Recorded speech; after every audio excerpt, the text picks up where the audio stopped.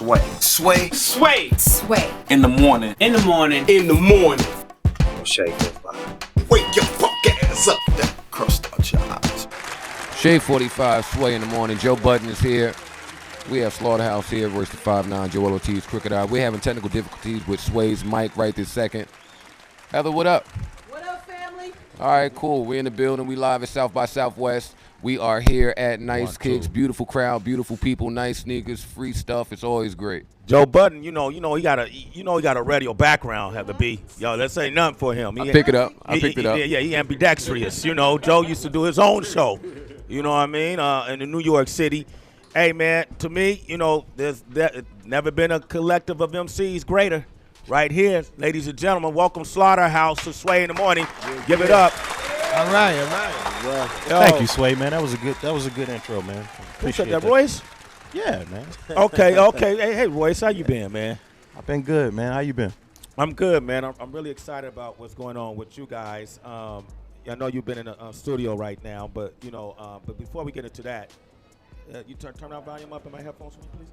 Before we get into that, this is the last interview of the day. And I wanted to save you guys because I think y'all personify as a collective and as individuals what this is all about. I was telling this one kid yesterday. He was asking me, well, what's most important in the game, in the music business and rap? He told me I got my social media up, I got my YouTube page, I got my Tumblr, I got my Instagram, I got every social media platform there is known existing to man. He said, look at me, I got my own style, I got my sneakers, look how I look, man. I mean, I look like everybody, blah, blah, blah, blah. And I said, well, listen, man, can you rap? What are you, a rapper? Yeah. Can you rap? Those things only count if you could rap, because you could be bummy and be a dope-ass rapper, but you could be fly and be a whack-ass rapper. And for all four of you dudes, as enthusiasts, you guys have all proven to be dope-ass rappers, Thank you, man. Thank you. Appreciate that. And very necessary and needed. That's why I walk around like this with these sweats on. Really? Just like this. Yeah. And not give two. Can we curse? Yeah. Of course we can. Not give two fucks about it. Yeah. Look, I'm confident in my skill level. It's not about what I got on. It's about what I have to say. It's about what you have to say. Mm-hmm. So confident that Joe Budden is in his skill level. Paul Rosenberg hit me yesterday, and I was telling his story. Who was I just telling the story? Asked me, Loaded Lux, because Loaded Lux is, he asked me if I would host the battle on July 12th, and I was like, man, I might be working or whatever, blah, blah, blah. I said, well, who's battling? He said Loaded Lux and Mook and Hollow and Budden on July 12th. He's so thirsty. Who, Paul or Hollow? Hollow's so thirsty. He's thirsty. He's just thirsty. All right, so are y'all? But I mean, I do respect it. We are all very avid fans of that culture. Personally, it's something that I came up in, in my early years in Jersey City. Yeah. So we watch it. It's fun.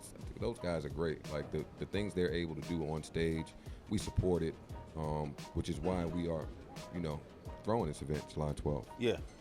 With Mook and Lux. Just the nostalgic value of that battle. If you're a fan of that, from what they were doing 8-9 years ago to where it is today and how it's grown.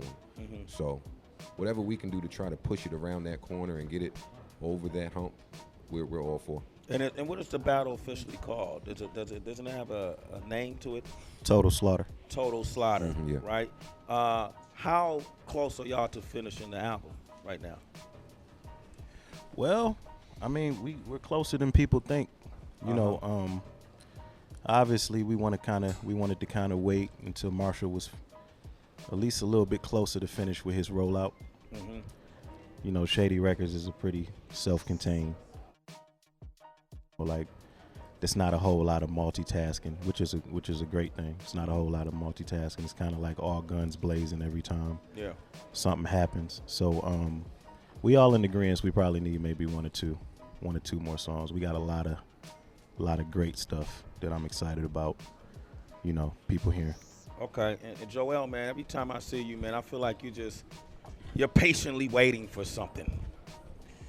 What does that mean? I don't know. It doesn't mean anything to you, cause you know, out of it, from where I stand, from Right. out of the entire collective, Joe is somebody who doesn't wait for anything. It seemed like, you know, if he gets an instant, he gonna put out a mixtape no matter what. You know, he gonna follow his creative impulses.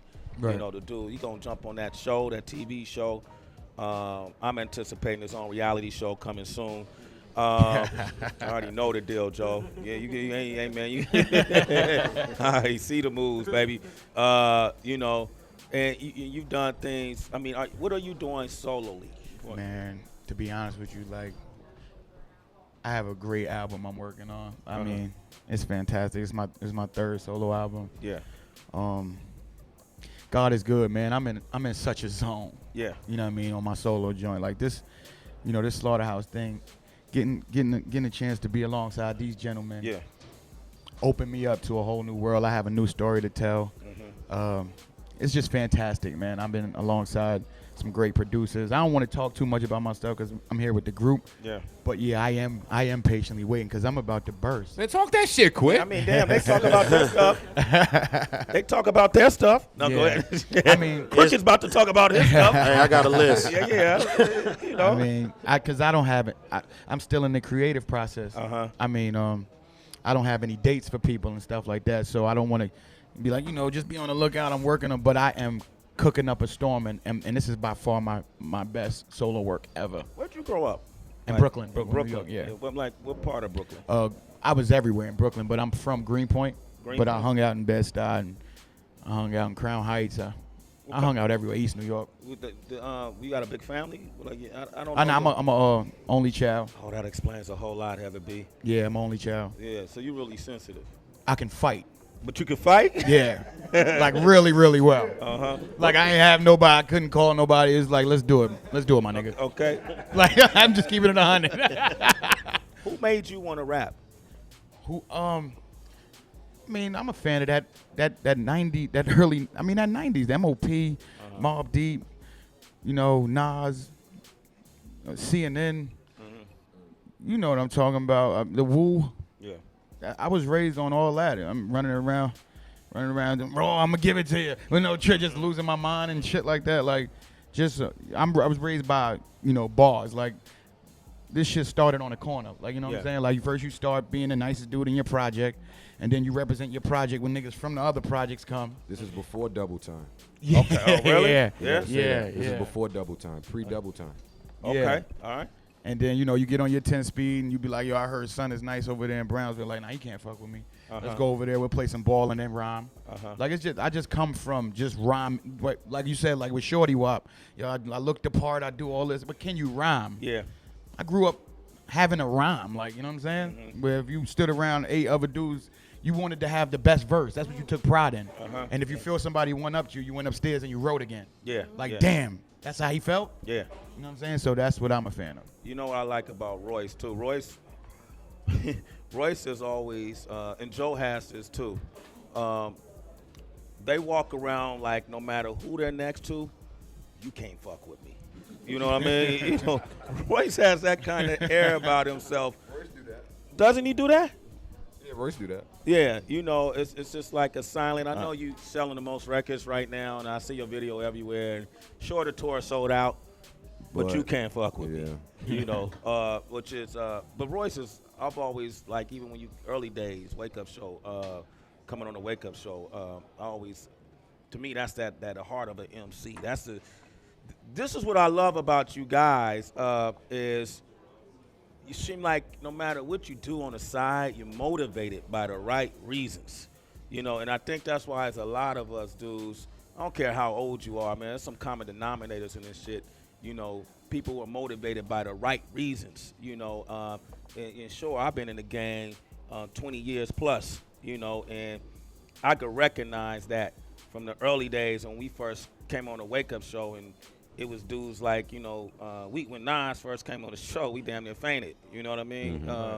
Back then, Common, when he first put out his first music, came on the show, we damn near fainted. You know, and then I think in the second wave of MCs, You know, when Crooked and these guys start coming on the show, and M and everybody start coming on the show, we just knew no matter what you accomplished, we were happy about that. But you motivated for the right reasons. I don't feel like everybody that's winning is motivated for the right reasons. Their reasons is their reasons. Yeah. Not. Why you feel about that? I mean, I'm trying to figure out because, you know, I started real young.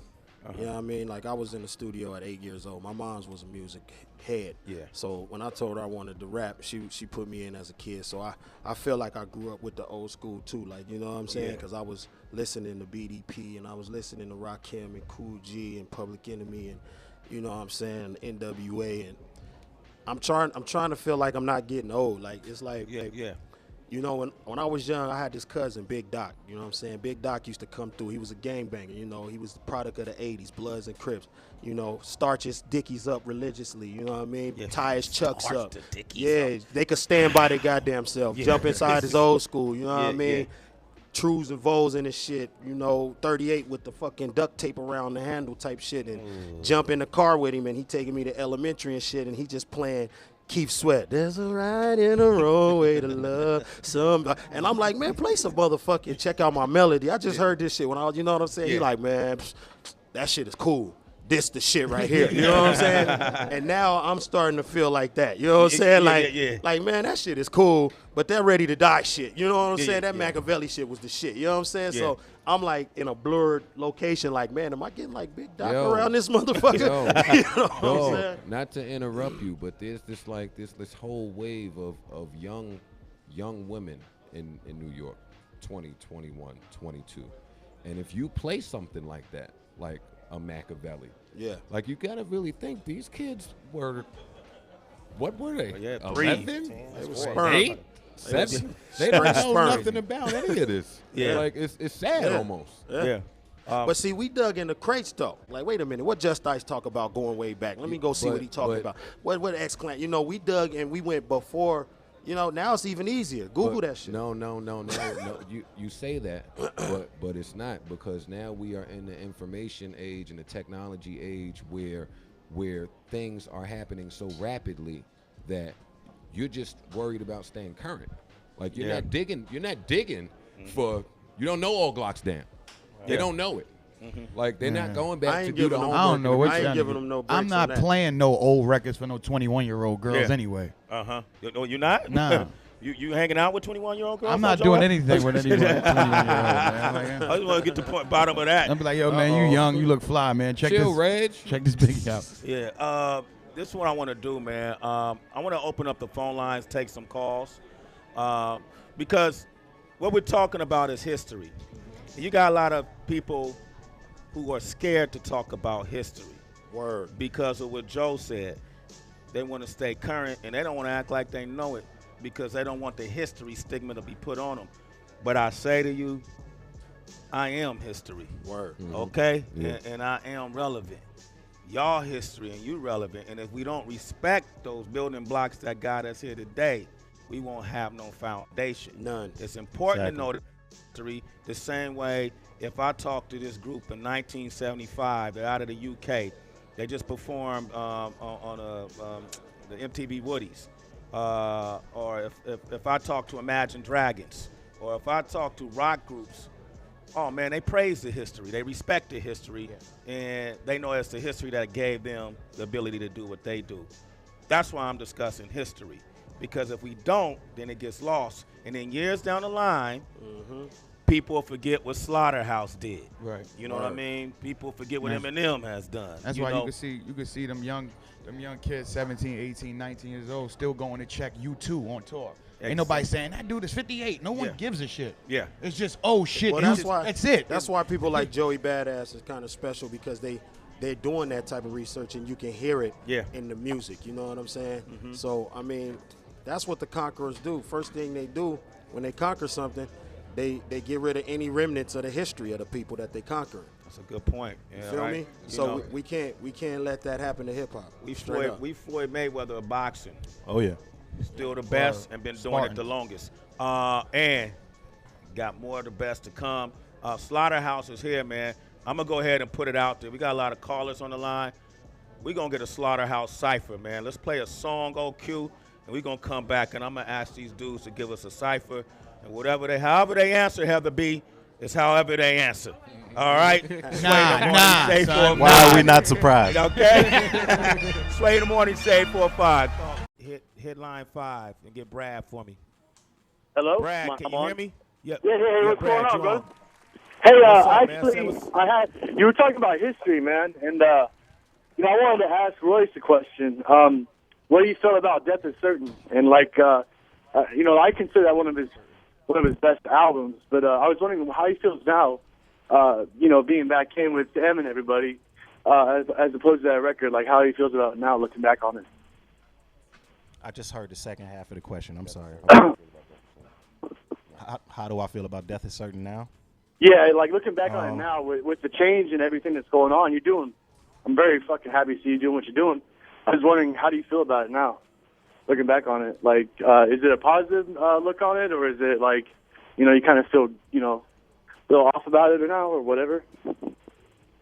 I still have a pretty positive outlook on it. I'm not gonna lie. I don't really listen to that album that much because it takes me to a dark time in my life. I'm a real visual thinker, you know what I'm saying? So like it reminds me of a lot of bad times in my life. But I mean, the flip side to it is without that, it wouldn't be this. I had to grow into something. I had to mature from that. I'm proud of how mature I've become. Hell yeah! It reminds me of how long the long way that I came as a father. You know what I'm saying? Like just as a person, how much I've grown. I've grown from where I was in that era. So, and I still think it's my best body of work. The way that it impacted, at that time. Timing is everything. So, I definitely still put that as number one from my catalog. All right, for sure. Torch, do me a favor. Go to line 4. We got Guy from Arizona on the line. Say what up to Slaughterhouse. Guy, are you there? Hey, what up, Slaughterhouse? Yo. What up? Yo. Hey, I have a quick question for the whole group. Obviously, when you guys all get in the studio together, you're obviously vibing off each other and trying to, make sure each of you elevates your game. I was just curious, is outside of the group, individually, who you guys have been in the studio with that's kind of made you feel the same way that you guys do in the studio with each other? That's tough. I can answer that. What's up? This Crooked. I can answer that off rip. My little brothers, the Horseshoe Gang. Sure. You know what I'm saying? If you ever check out the Horseshoe Gang, you know what I mean? They putting out a mixtape a month right now. They on number 5. And they just spit. They go hard. They robots. They inspire me when I'm in the studio. It's like I know that I feel like I feel when I'm in the studio with Slaughterhouse. It's like I could get wiped up if I don't be careful. You know what I'm saying? Up. Yeah. So for me, it's definitely the Horseshoe Gang. And if you ain't up on them, you should check them out. It's Sway in the morning, only on Shade 45.